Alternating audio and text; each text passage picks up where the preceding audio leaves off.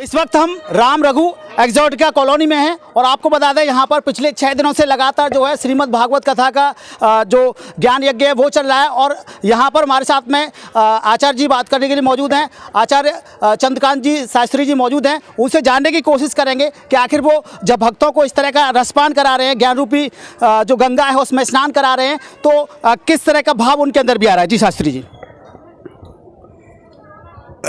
यहाँ के लोगों के अंदर धार्मिक प्रवृत्ति बहुत है और मैं बड़ा प्रसन्न हुआ हूँ कि वास्तव में भागवत कथा में जिस तरीक़ा से बैठना चाहिए, जैसे भागवत कथा की व्यवस्था करनी चाहिए, बड़ी सुंदर व्यवस्था की है। इससे बिल्कुल ये झलकता है कि वास्तव में ये धर्म के प्रति बहुत आस्थावान है और बहुत अच्छी तरह से ये श्रद्धा के साथ इस कार्यक्रम को करा रहे हैं। आचार्य जी, अगर देखा जाए जो वर्तमान में युवा पीढ़ी है उसके लिए क्या मैसेज होगा, क्योंकि जो मोबाइल है, सोशल मीडिया, उस पर ज़्यादा बिजी है, वर्तमान पीढ़ी के लिए ये ऐसे आयोजनों में सम्मिलित होना अत्यावश्यक है, क्योंकि आजकल जो मोबाइल की जो चल रही है व्यवस्था, ये नई पीढ़ी के लिए बड़ी खतरनाक है। आचार्य जी, एक बात जानना चाहेंगे, जैसे हर व्यक्ति के जीवन में भगवान की कृपा होती है, व्यक्तिगत रूप में आपके जीवन में भी किस तरह से देखते हैं आप?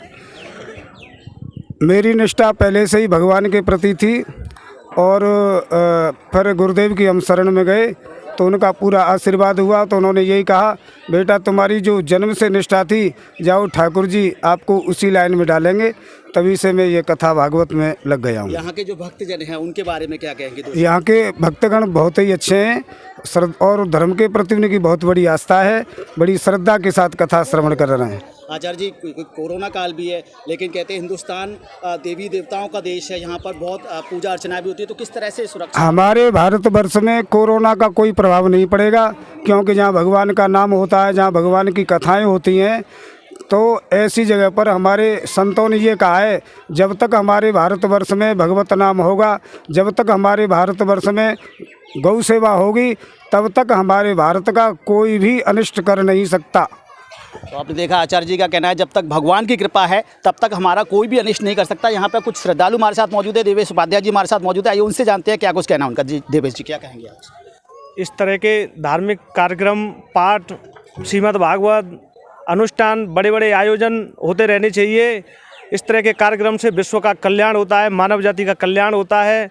राम रघु एक्सोटिका में जो जिस तरह से जो शास्त्री जी हैं, जो अपनी जो भागवत कथा है उसका जिस तरह से श्रवण पान करा रहे हैं, तो इनकी जो शैली है, संगीतमय शैली है, अच्छी शैली है, उसके बारे में कहते हैं? शैली की भाषा, जहाँ तक आवाज़ जा रही है माइक के माध्यम से, सारे लोग हैं खिंच कर के आ रहे हैं उनकी भागवत कथा को सुनने के लिए।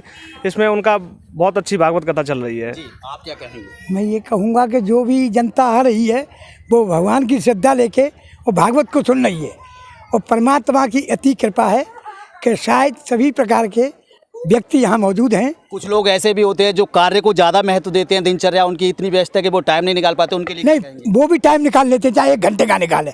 मैं उनको धन्यवाद देता हूँ इस बात के लिए, चाहे वो 1 घंटे के लिए आए, लेकिन वो भी आते हैं। इस तरह का कार्य चल रहा है, तो आपके अंदर जो आत्मिक शांति है, जो आपके अंदर से जो आवाज़ आ रही है, वो क्या कहती है? मेरी आत्मा शांति है, तभी तो मैं बोल रहा हूँ कि आचार्य जी जो कह रहे हैं, मैं भी भगवान का भक्त कर रहा हूँ और ये सब भक्त बैठे हुए हैं, तो कोरोना साला यहाँ आ ही नहीं सकता है, इतनी दम है अभी भगवान में।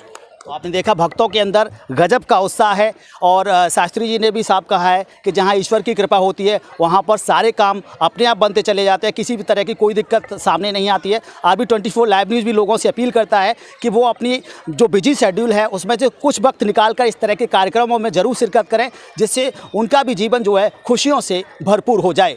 अपने साथी राजकुमार बघेल के साथ Ramsevak Baghel, RB24 live news.